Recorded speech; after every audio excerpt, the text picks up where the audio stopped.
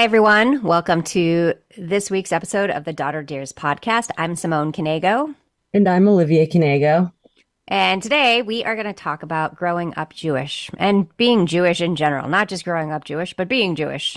Um, it's something that there's been a lot of attention paid to lately. There's a new campaign to stand up against hate, to stand up against anti-Semitism. And so we thought we'd talk about some of our experiences and just life in general. Yeah. You want to start it off? I mean, yeah, I guess. I don't even know how to. Growing up, we were in Hebrew school starting from whatever age. It felt like forever. So, although I only did Sundays. I know the older ones did Sundays and Wednesdays.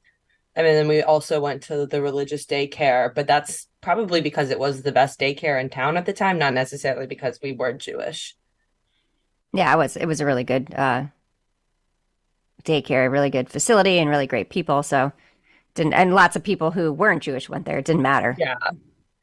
But I never did Jewish day school. I just did Hebrew school. I know you did Jewish day school, so your experience is definitely different than mine. But I grew up. Sarasota doesn't have like the. It's not like they don't have a small Jewish population. There's not like we're the only family, but it's not necessarily. I mean, like everywhere in America except New York City, essentially, it's not like the biggest or majority, even close to the majority of like cultural sects. So I don't know, maybe I had four or five kids in my class growing up Jewish, even when I went to public school, and those classes were a lot larger as well. Yeah, I mean, for me, I had obviously well, let's say through eighth grade, I went to a Jewish day school, so everybody was Jewish, and then we moved to Florida, and I went to a private school. My parents put me in a private school in Gainesville, and there was one other Jewish person in my class. I actually didn't know that until much beyond college. Actually, once Facebook became a thing, that's how I found out that she was Jewish. Oh I had no wow. idea. Yeah. So it was kind of like really hard because I went from having this really strong community to then having people, there was definitely anti-Semitism in my high school. I still remember some of the things that, you know, especially there's one kid who would say nasty things to me about being Jewish, and I was like so not ready for that, even though like it's not like we didn't talk about it, Hmm. but it's nothing that I had experienced when I was younger because everybody that I was surrounded by, they were all Jewish. And then you get to high school and you're the obviously really minority. And it was tough. And I wasn't like a popular kid. I was fine. I had my Yeah. friends, and then I had my friends outside of school. I really spent a lot of time with my horseback riding. So, but within school, it was definitely tough. And I know high school is tough in general, but Yeah. I think it adds this extra element being Jewish and surrounding by people who aren't. And the other thing is like when you go to school, it doesn't matter if it's at all the public schools, they still do stuff for Christmas every year, right? Yeah, I mean, exactly. they decorate for Christmas. And we kind of had to ask the schools, "Hey, can we come in and teach about Hanukkah or teach about Passover and put up some decorations because it didn't matter that we were the minority, we still should be represented." And the Yeah. schools were actually really nice about it, but it was always a weird thing that it wasn't just part of the lesson plan unless you had a Jewish teacher. Otherwise, it was kind of Just like not thought about yeah, it and was up to the until a parents. parent brought it up. Yeah. Exactly. Yeah. I mean that's just kind of I don't want to say the case everywhere, but I would say in most things that just like it's not represented until someone asks because it's just assumed that like Jewish people wouldn't be there, I guess. I don't know. Well, they go with what the majority of the country is, right? Or the majority of the school. If Mhm. everybody's 98% of the school is Christian, then they're gonna but it's public school, so I kind of feel like in public school you should celebrate all of it. And it's I don't think it should be the parents' responsibility to do it. I was happy to do it. I mean, I remember coming in at Hanukkah and making potato pancakes for the class and stuff like that. But it'd be nice if it was just kind of all part of it. I think if we learned at a much younger age about different religions, and maybe not so much the religion itself, but traditions and Hmm. understanding that everybody's Jewish. I mean, everybody's different. Then I think it would be really open children's eyes to more things. I think it would be really an important thing. But who am I to say? I also think being the minority in some instances can bring a lot of resentment towards that culture. Like, I know I always hated going to Hebrew school because no one else that I knew had to. And it's just like, oh, I always had to like leave the sleepover the earliest, or I couldn't stay out on Saturday nights because I had somewhere to be Sunday mornings. And then it was like, oh, well, I really have to do this. But it's so important because how else would I have learned about my culture? I mean, regardless of being in the family or not, it's just like another way to get like a formal schooling. Yeah, I would say that I too. I mean, I couldn't stand my training for my bat mitzvah, but I appreciate it now because I can read Hebrew. I know the prayers, all these things that I can pass on, Hmm. hopefully, to my kids. That something that if I didn't learn it when I was that young, I wouldn't know it now. Yeah, I guess that's fair. Did you always know that you wanted to raise your kids Jewish? Yeah, it really wasn't a second thought for me because I was like, what else would I do, right? I mean, I trust me, I love the idea of Christmas. I love a Christmas tree. I love presents. I love the decorations. I like all the sparkly lights, but I never really thought anything other than that. Like I never thought, "Oh, I think I'm going to be going to church one day." That was not part of Yeah, my thought process. but like you didn't grow up particularly religious, did you? No, I mean, we grew up in a conservative synagogue and Hmm. so there's reform. Then there's conservative, and then there's Orthodox. Then there's multiple groups within the Orthodox, and so Reform. If you go to a service at a synagogue for a Reform synagogue, majority of the time it's in English, and they use instruments. Conservative, it's mostly in Hebrew. They do not use instruments, and then Orthodox, the men and women are actually separated when they pray. So Okay. that's the 101 as quick as I can give it on Yeah, I think that's the Judaism. easiest way of Yeah, saying it. yeah. But yeah, we didn't grow up religious. We were big on the traditions, and my dad grew up in Israel, so he was actually probably much more secular. My mom converted, so she took it very seriously. She put a lot of work into it, and Yeah. it was really important to her that we kind of followed through. But yeah, I remember hating going to my religious school and lessons, and I just thought, oh my gosh, I could be doing something fun right now, like sleeping. But that it was, but now I really appreciate it. So that's what happens when you get older. You're like, oh, I kind of appreciate that now. Were your parents okay with you marrying someone non-Jewish?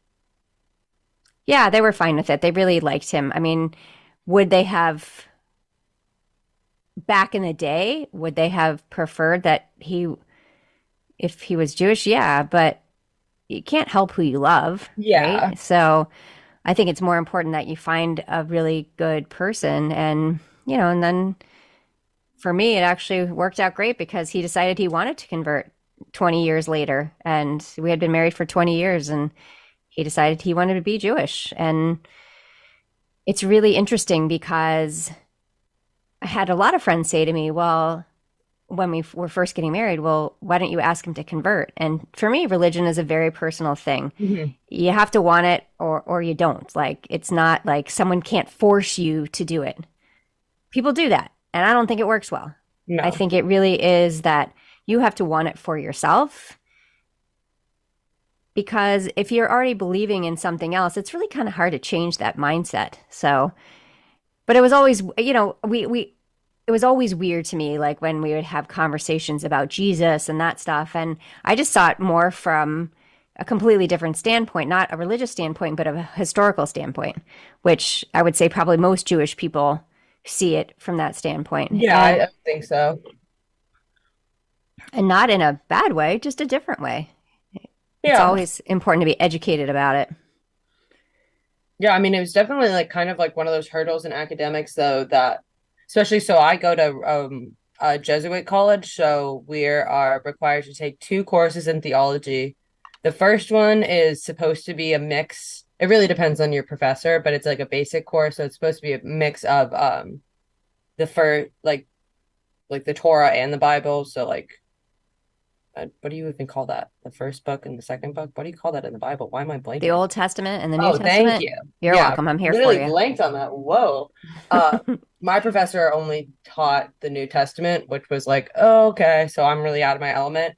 Um, and it was definitely like the more I learned about it, it makes a lot of literary sense because a lot of the analogies that I've been seeing for years are just like references, like the crown of thorns. Like I was like, oh, like I get that now. Okay, like that makes sense. But definitely one of those things in the classroom. I remember we had to learn like some biblical references for my English class in 10th or 11th grade, and I was like, I do not get these at all. Like this is like remembering small details in a book that I've never read before. Yeah. And again, I think that it is really important that we do not just celebrate other religions, but learn about them, especially Yeah. for kids, so that they understand that there's a big world out there and it's not just what you do in your house. It's people do things differently everywhere. But I think a lot of the problem when it comes to like teaching religious education, like about other religions, is that it's either very surface level or it's like very stereotypical. So once that Mm, person actually interacts with someone of that religion, they're like surprised at how different it is. Because I mean, I would say the average Jewish person isn't living their day-to-day life like strictly by the Torah. And I don't know, maybe you could say the same for a lot of other religions, but right. it's like sort of this like you have this narrative of a Jewish person built up in your head. Um, but that's often not the case, like of what that person actually is. When you talk about stereotypes, I have a funny story. I we were living in Texas, and I had someone come to the front door, and I think it was Latter-day Saints. I forget exactly. And they were handing out these pamphlets about the end of the world and that, you have to repent and all this stuff. And I said, okay, well, thank you. That's not my religion. I'm Jewish. And they were like taken aback. Are you a real Jew? And I said, I I'm not think sure what that means, but I'm going to go with yes. They're like, do you look like a real Jew? And I literally had to show them that I didn't have horns on my head, and I'm not kidding. Like they had learned that Jews have horns on their head. Literally, I had the one woman touch my head to make sure there weren't any horns. I mean, that's how crazy it was. It's like, woo, okay, that's not even surface level. That's like crazy level. yeah. And I did. I had a conversation with them for about 10 minutes, and I kind of educated them on, on a little bit about Judaism and that, yes, we don't have horns on our head. Yeah. Another time I had someone come by when actually we were in Gainesville. I was living with my sister and someone knocked on the door and my sister said, "I'm good, but let me get Simone. You can talk to her about it." I was ready to kill her. I was like, "Seriously?" So I had to have that discussion again there about, Oh, no, that's I'm funny. Jewish. Thank you. I was like, "Michelle, you could have just said you're Jewish." She goes, "Oh, I don't want to deal with it." Oh my God. I know. I know. It's always funny. Have you ever had like people say anything like about you or to you, like direct anti-Semitism? Have you had anything? Um, I think a lot of people have made jokes. I had a kid in high school call me a dirty Jew all the time. Yeah, had Um, that too in high school. yeah. Just like people making like money jokes. Mm. I when I was in this wasn't to me, but when I was in Mexico recently, I was just like overhearing this conversation and it was just like crazy what the Jews are doing this, the Jews are doing that. It's like, whoa. Um, nah, I feel like most of I mean like although can you really excuse a joke? Mm, No, I, I mean your words matter, right? So when you're making fun of somebody because of their religion or anything, we're talking about religion in this episode, it's just not right. yeah. Like everybody's different. And being able to take a step back and respecting people. And we see it's scary right now. There's a huge rise in anti-Semitism in the United States, and that's why there's this big ad campaign now. And they have commercials like during primetime TV about standing up against anti-Semitism. And did I ever think I would see something like that? I mean, it's an amazing campaign, but it's like sad that we have to do that. Yeah, I agree. I know it's just like so weird that this is the world we live in. But it's also like so kind of normal to me. Yeah, I mean, we're used to it, but we shouldn't have to be used to it, right? I mean, it's like anything. It's when we talk about racism, again, I'm going to focus on religion and not get Yeah. sidetracked, but it's crazy that we're still dealing with it. And the fact that it's not getting less, it's getting more. That the fact there was more anti-Semitic events in the last year, 2 years than there has been in history. And it's really sad. And it's sad raising kids in that environment because they talk about religion in general, how people are becoming more and more unaffiliated with their religion. So they're not going to synagogues, they're not going to churches, whatever they do. And I think for a lot of people who are Jewish, it's that fear of, will someone come after me? I mean, obviously, there's been some synagogue shootings, and really, it's a really scary thing to kill someone because they're Jewish. And no Yeah. matter where we go, whatever synagogue we go to, there is always police. It's almost like the schools now. So there's police at the synagogues, there's police at the Jewish summer camps. Everything has to be locked off. And it's a big concern as a parent. So you see a lot of parents who are like they fear for their children, and so they're not sending them to a Jewish day school. They're not sending them to religious school, and which is kind of leading us to become farther and farther from our religion and our traditions. Yeah.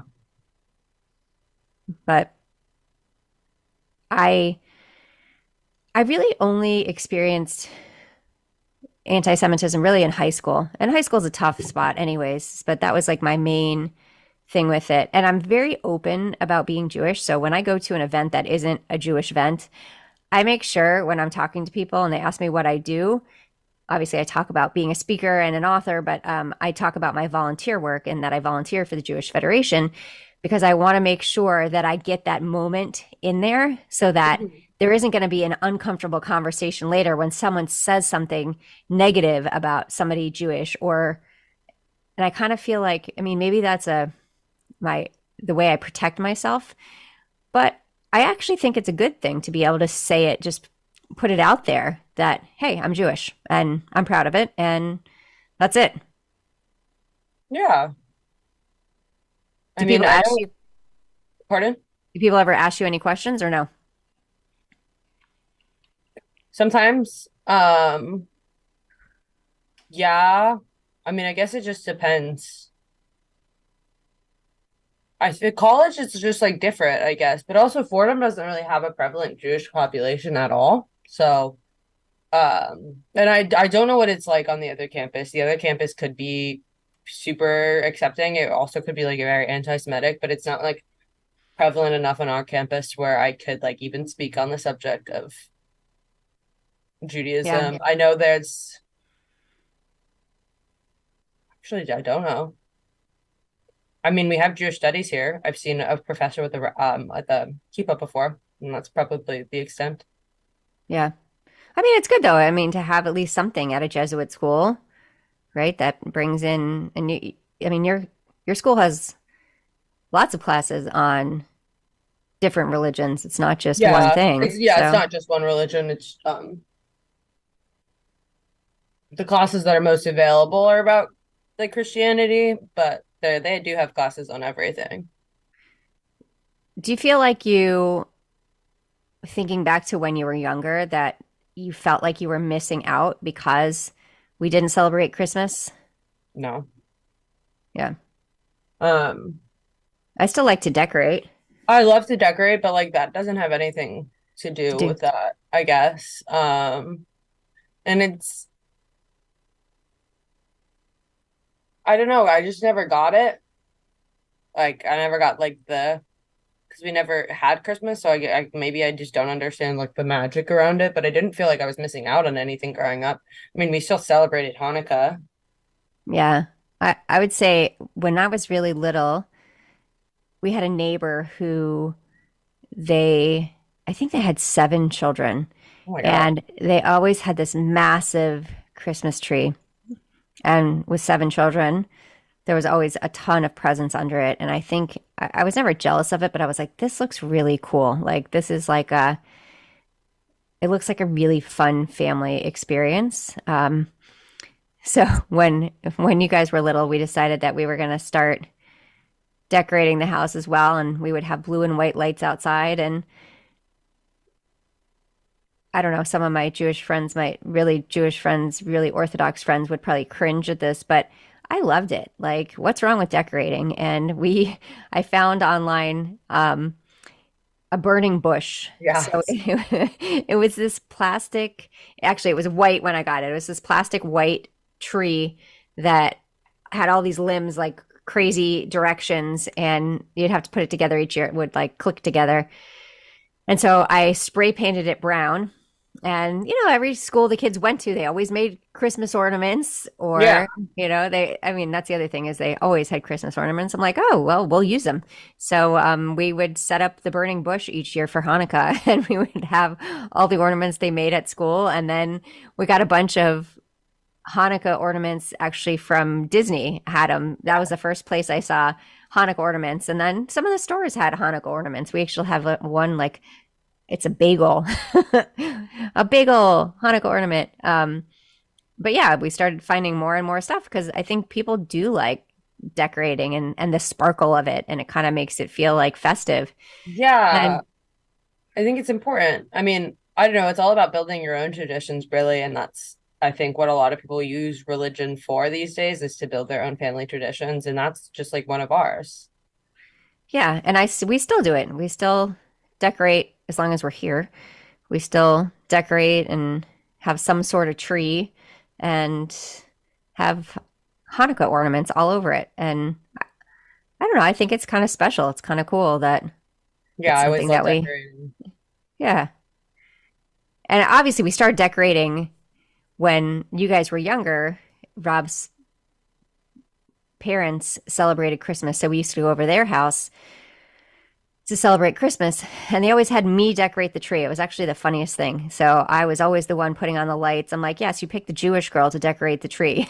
But I think because I really enjoyed it, because it was something I never had to do when I was younger. So it was kind of like something special for me. So I got really good at decorating trees. That's funny. Yeah, it was fun. And honestly, now, I mean, I don't know when all the kids are out of the house if we'll still decorate. I guess if you guys are coming home, we'll probably get lazy and not do it. But Yeah, and then you'll have grandkids, and then you'll have to decorate your I house. know, I know. You think you'll have grandkids before you're an empty nester? I don't think so.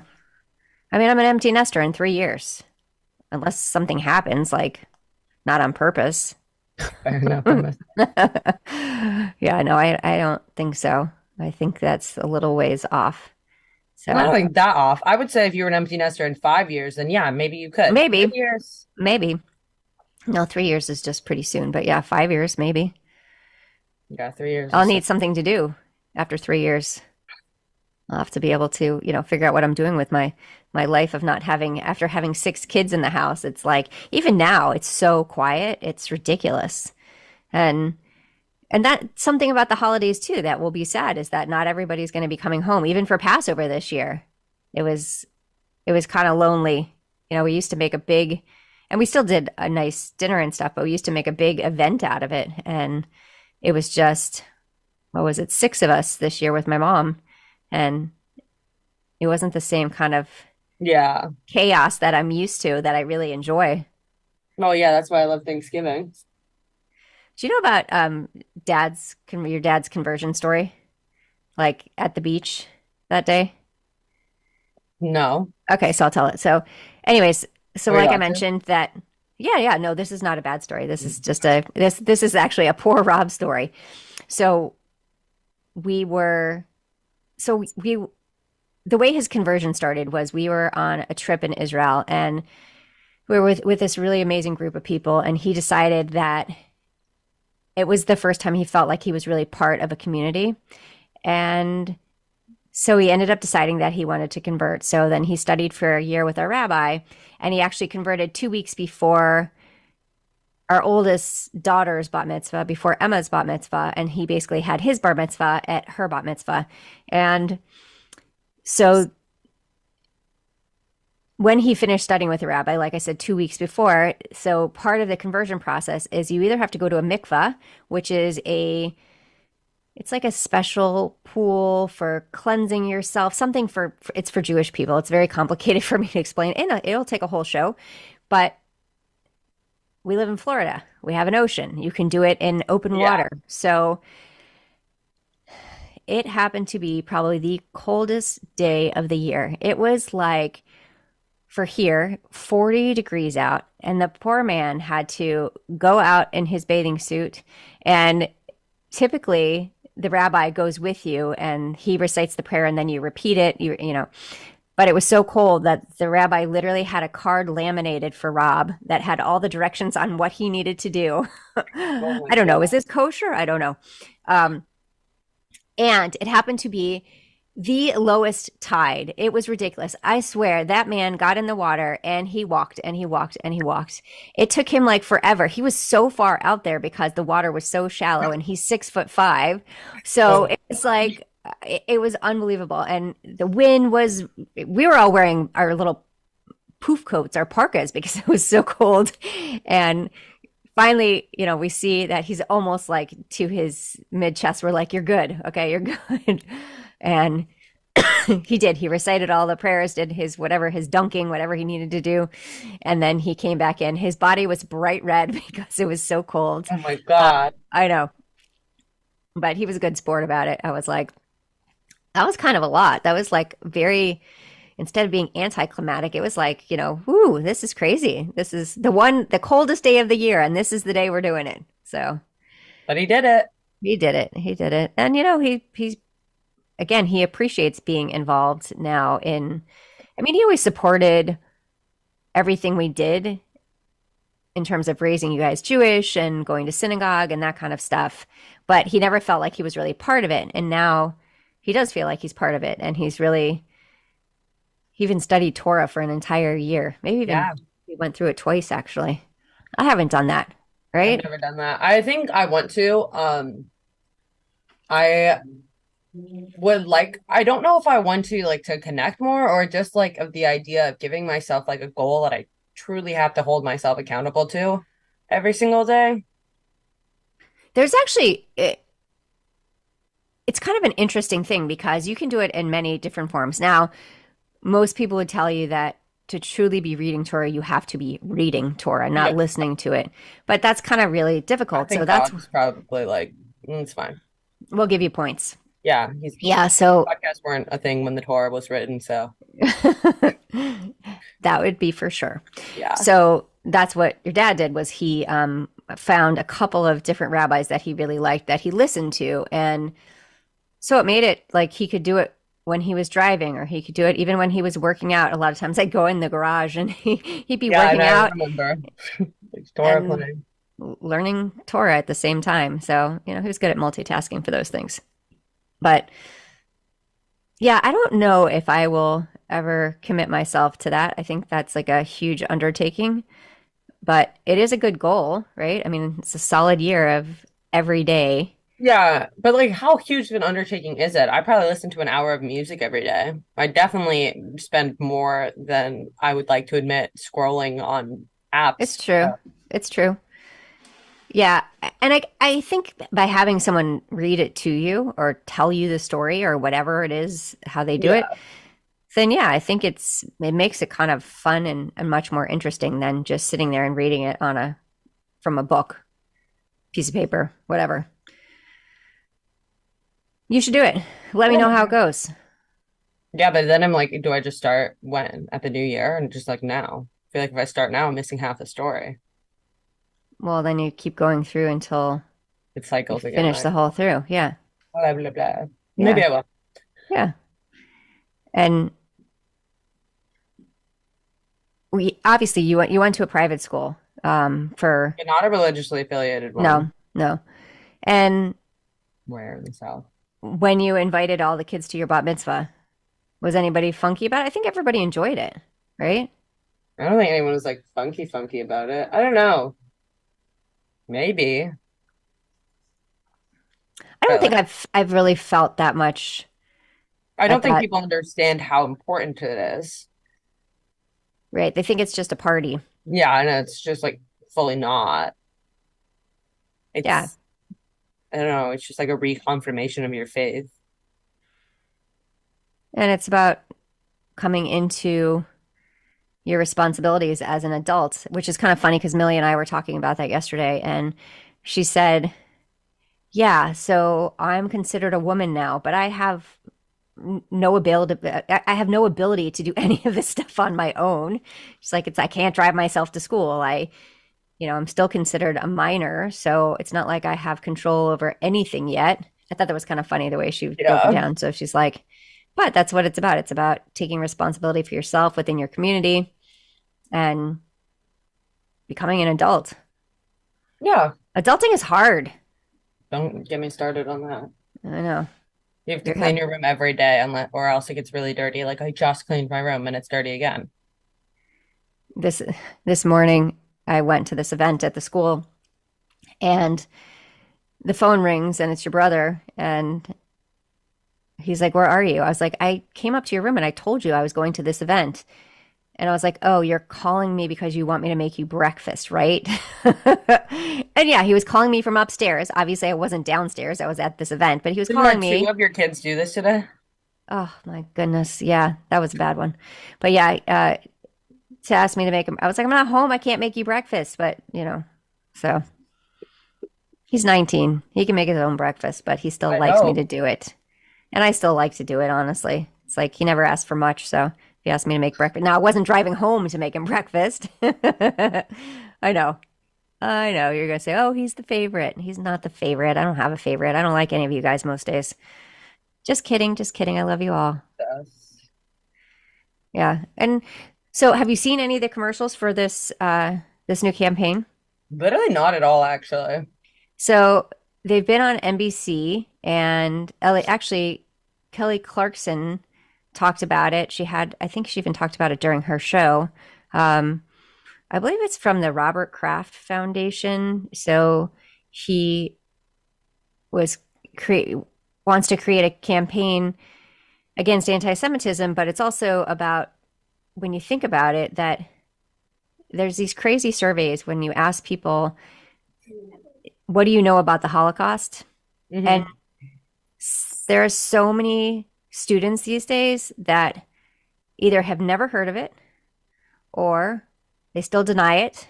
Oh, that never happened, or completely misinformed about it. And that's crazy for me to think Yeah. that this is this is a big part of history. And when we say never forget, there's a reason, right? I mean, Yeah, but I don't remember. I can't tell you the last time I learned about Holocaust in school, like even in high school. I mean, yeah, I mean, I know the kids in are AP learning about it. history. Yeah, I mean, they're definitely learning. They've definitely learned about it. And even in eighth grade, a lot of the books they do for their literature class, it ties into whether it's the Diary of Anne Frank or they read that book Moss this year, and it ties into the whole Holocaust education. But if we get rid of those things, like you're kind of wiping away history. Yeah, it's Like what's very history if you wipe away history? well, it's just like everything in the world has repeated itself before. It's just because we don't write anything down. Well, we write it down and then Then when we forget it, or it burns, or we choose to ignore it, yeah, it happens. yeah, we create revisionist history where Yeah, if I mean, if we were like actually responsible for the knowledge we learned as a species, we would be like centuries ahead in advancements. it's an interesting concept. Yeah, because it's like this occurrence of people denying or like not knowing about the Holocaust isn't just like something unique to like this situation. Yeah, you're right. It's true about a lot of things in history, right? I mean, Yeah. but that's why if you don't talk about things, then people will never remember, right? If it's Yeah. not part of a curriculum, if it's not part of And it's discussions. weird to think about because for us, I mean, it was less than 100 years ago. Oh, yeah.